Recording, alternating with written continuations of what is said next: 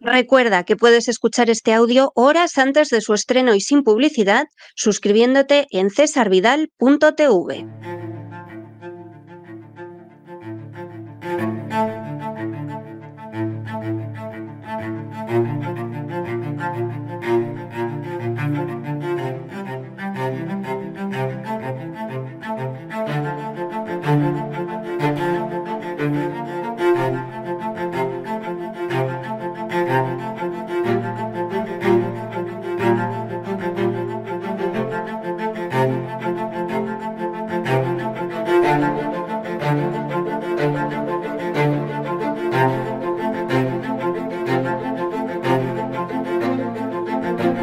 Así fue España, con César Vidal y Lorenzo Ramírez.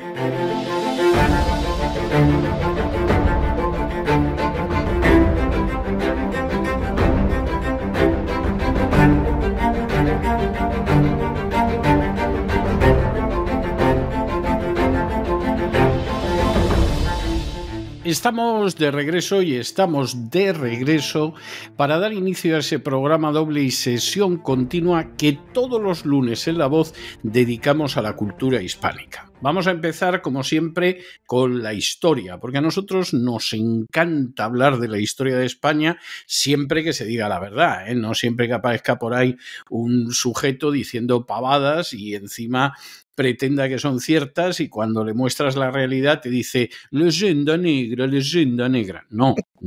O sea, nosotros les enseñamos la realidad de las cosas, ¿eh? Y para esa primera parte siempre se queda un ratito con nosotros don Lorenzo Ramírez. Don Lorenzo, muy bienvenido de nuevo. Muchas gracias, don César. Qué gamberrete es usted, ¿eh? Qué gamberrete. Hombre. Esos son además de los que levantan el brazo. Porque igual que dicen leyenda negra, levantan el brazo derecho más de la cuenta y no precisamente para pedir una caña, ¿verdad? Sí, o dicen, ¿y qué tiene usted en contra de una dictadura? Por ejemplo, y entonces, pues, hombre, ya que me pregunte usted eso, claro, como si me dice, ¿y qué tiene usted en contra del cáncer? O sea, es que es de estas cosas que dice, desde luego... ¿Está usted a favor o en contra, no, de la dictadura, ¿no? Exactamente. En España, verdaderamente acaban anidando personajes que no me extraña que se hayan ido de su país, lo digo sinceramente.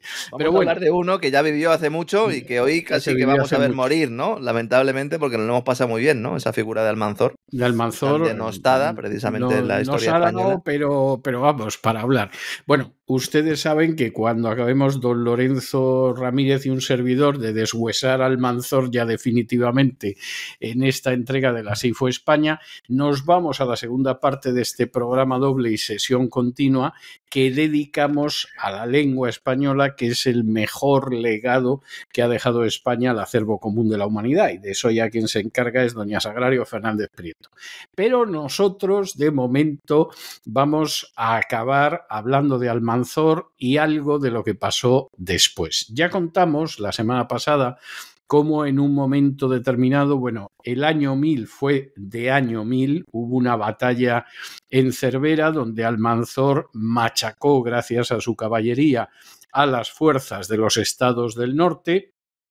Tras la victoria de Cervera, que fue en el verano, el 29 de julio del año 1000, llegó hasta Montemoro Bello, eso ya el 2 de diciembre, y de nuevo arrasó totalmente, y después de la victoria de Cervera, el reino de Pamplona durante los años 1001 y 1002 le tocó soportar algaradas del dichoso Almanzor. Finalmente, después de su última ceifa, que en contra de las leyendas cristianas fue totalmente victoriosa, pues en el año 1002 Almanzor se siente muy enfermo, había sufrido artritis gotosa durante más de 2 décadas, y lo que hace es que en última instancia pues se va retirando. Él saquea e incendia el monasterio de San Millán de la Cogolla, que estaba dedicado al patrón de Castilla, ordena el regreso porque se siente mal y camino de Córdoba, sin llegar a alcanzar la capital, muere Almanzor. Muere Almanzor victorioso, hay que decirlo, por más que les pesara a aquellas personas que habían combatido con él durante décadas sin conseguir derrotarlo. Muere un 9 de agosto de 1002 y tenía 65 años de edad, que... Hombre, hoy en día pues es la edad de la jubilación y se supone que es una edad todavía relativamente potable, pero que evidentemente en el siglo XI, a inicios del siglo XI, era una edad relativamente avanzada. Muere enfermo en Medinaceli. ¿De qué muere exactamente Almanzor? Pues como comentaba yo antes, de una artritis gotosa. Casi todo el mundo está de acuerdo con esto porque hay una obra de un cronista árabe que se llama Ibn Iddari, que se llama Al-Bayan al-Mughrib, donde se habla de lo que había pasado con Almanzor, que tenía una gota úrica, que veía verdaderamente las estrellas, estaba continuamente irritable, dormía muy mal. Además, para terminarlo de arreglar, los tofos ulcerados que le salían, pues se los quemaban, que era el remedio, por llamarlo de alguna manera, que había en esa época, con lo cual los pies y las piernas de Almanzor se los estaban quemando continuamente. Como además se daba la circunstancia ya, ¿no? Era mayorcete. Hombre, 65 años, claro. Para aquella época era tiempo. Y luego además la gota úrica afecta al riñón, muy posiblemente afectó a los riñones de Almanzor, y de hecho hay un estudio relativamente moderno donde se habla de cómo esa gota úrica acababa provocando una nefropatía crónica, es decir, que todo el aparato nefrítico de Almanzor funcionaba malamente, tenía un ácido úrico verdaderamente por las nubes, y en un momento determinado pues esto acababa asociándose con dolencias cardiovasculares que causaban la muerte, que seguramente fue lo que pasó con Almanzor. Es decir, le falló el riñón después de décadas yendo de mal en peor, y en un momento determinado pues ese fallo del riñón es posible que acabara afectando al aparato cardiovascular. Dice la crónica Silence, fue arrebatado en Medinaceli,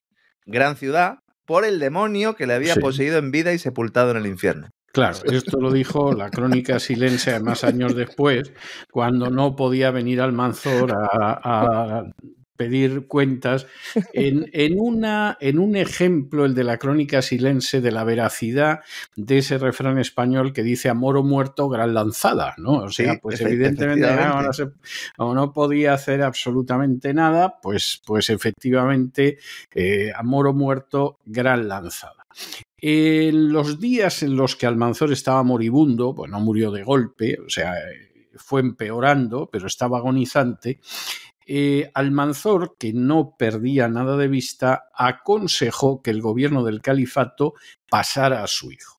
Es decir, aquí no vamos a crear un vacío de poder y sobre todo no vamos a crear un vacío de poder que favorezca a los adversarios que todavía estén vivos. Y entonces yo recomiendo que el gobierno del califato recaiga sobre mi hijo, y vamos, el hijo inmediatamente, pero vamos, corrió como el viento en cuanto que Almanzor exhaló el último suspiro para llegar a Córdoba y para decir el puesto de mi papá es mío, y aquí que no se le ocurra a nadie, vamos, que no se les pase por la cabeza que ese gobierno puede ir a parar a otro.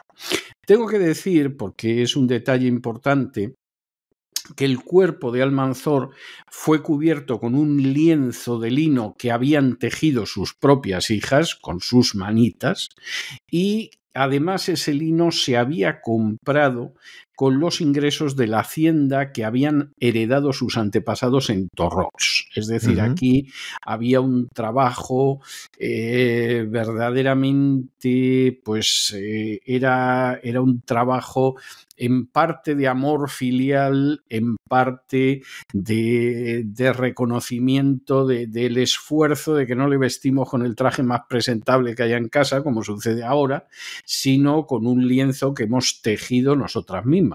Yo no sé cuántas hijas hoy en día serían capaces de tejer el sudario de su padre, pero con que me supieran temo, hacer un huevo frito me conformaría en un momento dado. Mire, me lo ha quitado de la boca. Yo con que supieran freír un huevo frito me conformaría también, porque he llegado a ver mujeres que hacen un huevo frito y no sé cómo consiguen que en la base del huevo frito se forme una especie de plástico que uno dice, parece que el huevo, en vez de haberlo frito, que he visto yo que lo freía, resulta que el huevo se lo han traído de algún sitio y no le ha quitado el plástico que hay debajo del huevo. O sea, cosas Eso de tiene estas, que quedar crujientito, hombre, incluso un poquillo quemadillo. No, ahí, le puedo ¿no? asegurar que un plástico y además de eso, que dices, desde luego, es tremendo. Pues ponga usted a una señora como esta a hacer el sudario del padre, vamos, o sea, el padre lo entierran totalmente desnudo y vuelve a la tierra de donde fue tomado, como dice el libro del Génesis. Bueno, los restos de Almanzor los enterraron en el patio del Alcázar de la localidad y hay un gesto realmente impresionante, que es que sobre esos restos se extendió el polvo que sus soldados llevaban en la ropa después de haber combatido contra los cristianos. Y entonces ahí llegaban, sacudían el polvo para que quedara claro, ese polvo evidentemente era un polvo de victoria que tenía que honrar al caudillo Almanzor que acababa de morir.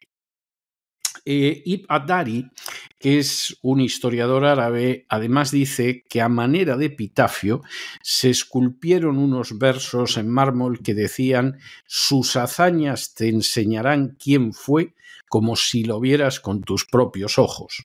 Por Alá, que jamás volverá a encontrar el mundo a alguien que sea como él, ni a nadie que defienda las fronteras pudiéndose comparar con él, cual es verdaderamente impresionante.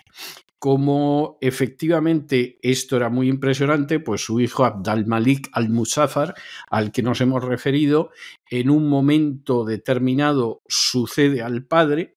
Va a suceder lo mismo con otro hijo, con Abderramán Sanchuelo, del que hablamos, pero cuando finalmente se produzca la muerte en el año 1009 de estos hijos, pues se acabó lo que algunos llaman la dinastía de los amiríes, que sería la dinastía de Almanzor, y comenzaría la disgregación del califato. El heredero asesinado, ¿no? El heredero asesinado. Exactamente. Abd al-Malik al-Muzaffar, que era visir desde el 991 y era su hijo, lo sucede en el poder. Y Shah II ya tenía 37 añazos, es decir, que era pero todo un mocetón, pero lo siguen dejando fuera de esa situación. Y lo que sucede es que la muerte de Almanzor inmediatamente provoca rebeliones y eso obliga a Abd al-Malik pues, a intentar, que sería el siervo del rey, sería la traducción, le obliga a intentar controlar todo. Va a lanzar una serie de campañas militares contra Galicia, contra León, contra Navarra, contra Barcelona, donde efectivamente el palizón que da a toda esta gente es de campeonato. Sin prestar mucha atención a esa contestación interna, porque ahí siempre que sucede un hecho de este tipo, pues algunos plantearon que su familia que era en realidad cambiar. usurpadora, Sí, ¿verdad? Ese discurso que sale siempre de atacar la legitimidad del que está, porque claro, en este caso no se trataba de cambiar a un personaje, sino de cambiar a una familia por otra, ¿no? Sí, aquí el peligro más grande fue el de los Sakalibaj, o sea, los eslavos, la guardia eslava, casi siente unas tentaciones de decir la guardia rusa, que intentó en un momento determinado derribar a Isán y sustituirlo por un príncipe omeya, y Abd al-Malik, que conocía cómo se había comportado su padre Almanzor, vamos, casi no dejó un eslavo vivo, o sea, acabó con la guardia eslava, pero visto y no visto, y eso pacificó momentáneamente el califato. En el norte pensaron que, bueno, que seguramente se podían enfrentar con él, pero la verdad es que en los siguientes años, hasta el año 1007, ni gallegos, ni leoneses, ni navarros, ni barceloneses consiguieron enfrentarse victoriosamente con él. De hecho, el califa le otorga el título de Al-Muzaffar, el vencedor, el que vence, porque es que los palizones que les dio a los sublevados del norte fueron tremendos. Y siguió trayendo oro, que del que quedaba todavía. Siguió trayendo oro y siguió trayendo esclavos, que era algo enormemente importante. En el año 1008, es decir, apenas un poquito más de un lustro Después de la muerte de Almanzor, Abd al-Malik fallece y entonces su hermano Abd-ar-Rahman Sanchuelo, porque era nieto de Sancho Garcés II de Pamplona por vía materna, recordémoslo, pues accede al poder. Y Sanchuelo, digamos que las formas que había conseguido en su día guardar Almanzor y después su hermano Abd al-Malik no las guarda y le dice a Hisham II, mi señor califa, no tenéis hijos, yo creo que lo mejor es que me nombréis heredero como califa.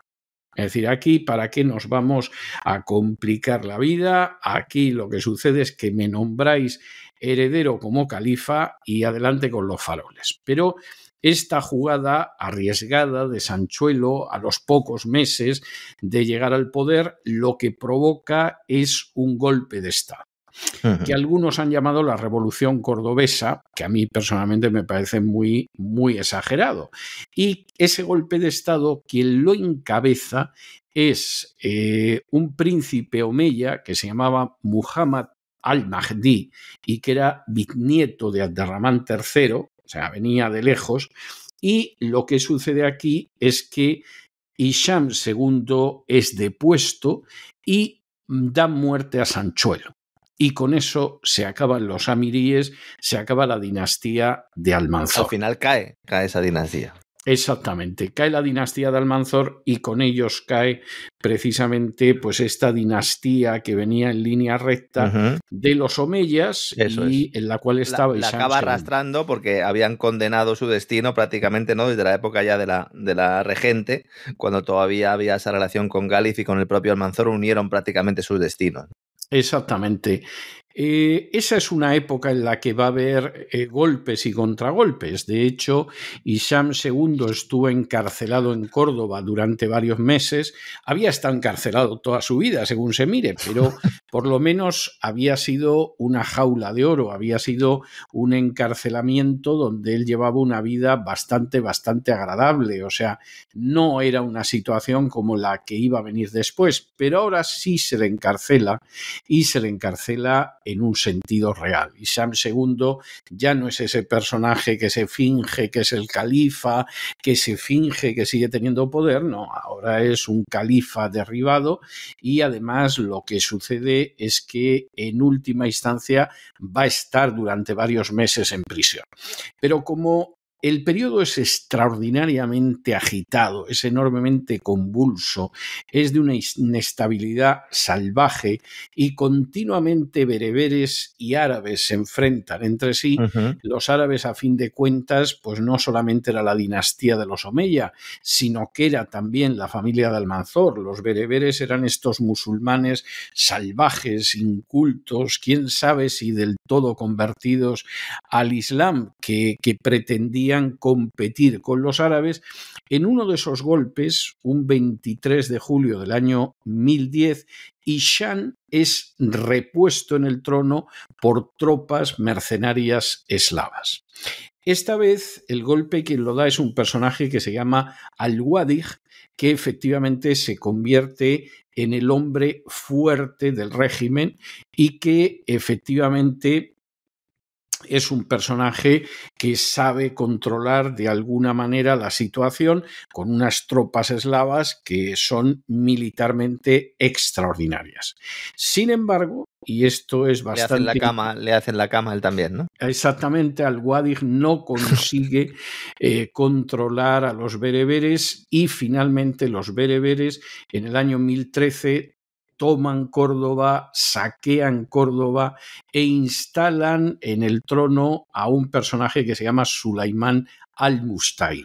Es decir, la situación de esa Córdoba, que hombre, es verdad que había tenido malas situaciones, no cabe la menor duda. Cuando el gran Abderramán llega al poder, prácticamente solo controla lo que son los arrabales de Córdoba. Es una situación que era una situación penosa. Pero no cabe la menor duda de que en estos momentos el califa es una sombra de quien fue, el poder pasa a cualquier mano y efectivamente aquí tampoco hay una duró situación... mucho, ¿no? Como quinto califa, ¿no? No. Esa 3 es la añitos historia. y otra vez cambio, ¿no? Exactamente. De hecho, el 19 de abril de 1013, Isam II es asesinado. Es decir, aquí la idea es que vamos a dejarnos de tonterías. Hasta que no lo matemos no va a haber manera de tener un cambio que merezca la pena. Y un 19 de abril del 13 es asesinado por tropas bereberes. Y efectivamente se va a convertir en califa, aunque estará escasamente 3 años en el poder, Sulaimán al-Mustaín. Esta es la situación. ¿Qué pasa a partir de ese momento? Bueno, lo vamos a ver en las próximas semanas, pero ya adelantemos que Hisham II, que ha sido asesinado, y ha sido asesinado en el 1013, nada más que 22 años después, en 1035, el rey de la Taifa de Sevilla, que se llamaba Abu al-Qasim Muhammad ibn Abad, va a decir que Hisham II está vivo, que acaba de aparecer y que, por lo tanto, él se somete a esa situación. Bueno, pues no hace falta decir que esto no es nada más que una historia del rey de la taifa sevillana para conseguir controlar otras taifas y que en última instancia pues este hombre ha muerto y ha muerto asesinado por los bereberes, aunque de manera bastante curiosa, y eso demuestra cómo incluso después de la fitna, de esa fragmentación, de esa explosión del califato de Córdoba, las taifas querían tener alguna legitimidad. Es curioso que al menos hasta el año 1083 el nombre de Hisham II va a aparecer en las monedas de la taifa de Zaragoza, lo cual es verdaderamente notable. Y eso que hubo otro Hisham, el tercero, que es el último, ¿no? Antes de los reinos de taifas, con lo cual ni siquiera pues eclipsó el Hisham III al Hisham II.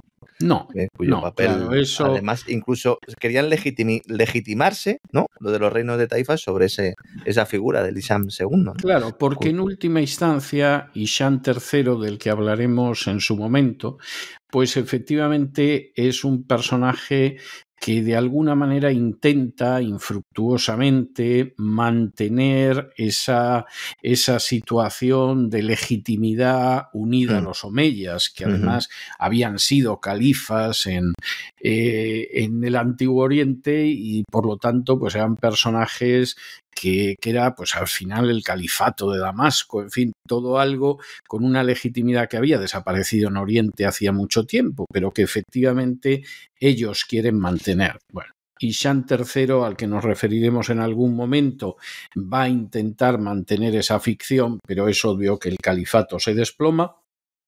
Y cuando se desplome, lo que van a quedar van a ser reinos de taifas que curiosamente son reinos que se forman en torno a una etnia superior, que pueden ser árabes, que pueden ser bereberes, que pueden ser andalusíes, que pueden ser eslavos, pero que evidentemente su legitimidad está fundamentalmente en la espada. Y con esto casi se puede hacer el último juicio y el último balance del gobierno de Almanzor. Almanzor es un personaje que efectivamente prolonga durante décadas la existencia del califato de Córdoba. El califato de Córdoba seguramente se hubiera venido abajo mucho antes de no ser por la presencia de Almanzor. Eso lo consigue contener totalmente a esos pequeños estados del norte que en algún momento parecía que avanzaban a una velocidad tremenda, como es el caso del reino asturleonés, por ejemplo, con Alfonso III, como lo vimos en su día, pero los frena durante décadas. Y lo que sucede es que al final, cuando él desaparece, pues el califato en unos años se desploma. Decía el general de Gaulle, hablando de Stalin, que era un personaje de muchas virtudes, de muchas cualidades políticas, no virtudes morales, pero sí grandes cualidades políticas, que había otorgado un enorme poderío a su país que nunca había tenido antes. El poderío que tuvo la Unión Soviética no lo había tenido con anterioridad Rusia, y decía, y tuvo victorias y derrotas, pero muchas más victorias que derrotas. Y de Gaulle añadía, pero el día que él desaparezca, yo no creo que el Estado que él ha creado se pueda mantener mucho tiempo.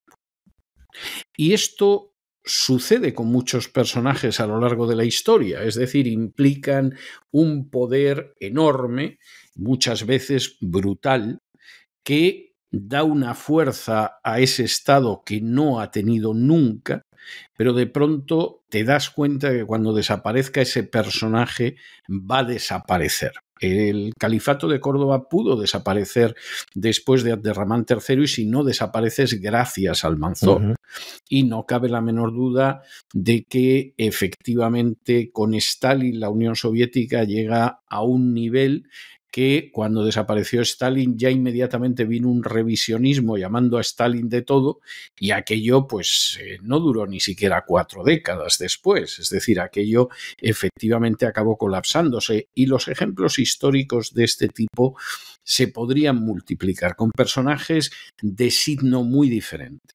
Hay personalidades que son muy potentes históricamente, que suelen ser despiadadas además históricamente y que tienen una repercusión en el poderío de su país extraordinario. Pero después de ellos, por regla general, no hay una figura, no voy a decir que aumente las conquistas, no, que siquiera consiga mantenerlas. Y es el caso de Stalin, pero bueno, fue el caso también de Almanzor y además de una manera muchísimo más rápida que en el caso de lo que fue Stalin e insisto, hay otros ejemplos que me vienen a la cabeza. Bueno, hemos podido comprobar una vez más, ¿no?, la diferencia del relato que se va exponiendo siempre. Hay que hablar y hay que plantear las cosas desde los dos lados, ¿no? Para los cristianos siempre se ha vendido la idea de que Almanzor era un personaje terrible, lo fue en muchas medidas, con esa destrucción de Santiago de Compostela, Barcelona, estuvimos contando, ¿no?, el caso y como la semana pasada hablábamos de cómo lanzaba las propias cabezas, ¿no?, de los enemigos, acabó con el Reino de León, arrasó Pamplona, multitud de aceifas que además de forma recurrente, pero para los musulmanes pues es un personaje grande de su historia que colocó ese califato que era España, al fin y al cabo, al nivel de potencias del Mediterráneo, incluso por encima, y que hizo también gestas y que también pues patrocinó obras como esa ampliación de la mezquita, la construcción de Medina al-Zahira y otros muchos elementos que hemos ido conociendo de su mano. Don César, ha sido muy interesante, como siempre le digo que disfruto y que aprendo casi a partes iguales y bueno, pues nos preparamos ya para ese periodo de la Guerra Civil, ¿no? Y luego ya posteriormente reinos de taifas, ¿no? Reinos de taifas, hombre, lo vamos a pasar bien con los reinos de taifas, no solo porque poco a poco van a ir perdiendo territorio y no son obstáculo para los reyes del norte, sino porque en esos reinos de taifas que habían decidido sobrevivir y no ocuparse de nada más, se acabó creando una cultura bellísima y refinadísima en términos sobre todo artísticos y en términos sobre todo poéticos. Entonces tendremos ocasión de ver a los poetas de los reinos de taifas, de ver lo que fueron los reinos de taifas y nos esperan semanas muy bonitas examinando esa historia de España que efectivamente, claro, se forja a golpe de espada, pero también se forja con gente que es enormemente inteligente, delicada, amante de las artes y de las letras y que en un momento determinado, ante el avance de los reinos del norte, muchísimo menos refinados, no nos vamos a engañar, van a llamar a los grupos que ahora llamaríamos integristas o fundamentalistas islámicos y que vamos, estos llegan a la península dispuestos a todo. Pero no adelantemos acontecimientos porque eso seguramente ya lo vamos a ver después de las Navidades, Dios mediante. Pues así lo haremos, don César. Fuerte abrazo. Pues, un abrazo muy fuerte y hasta mañana que nos encontramos en el Despegamos. Mañana conectamos otra vez, don César. Fuerte abrazo. Hasta mañana.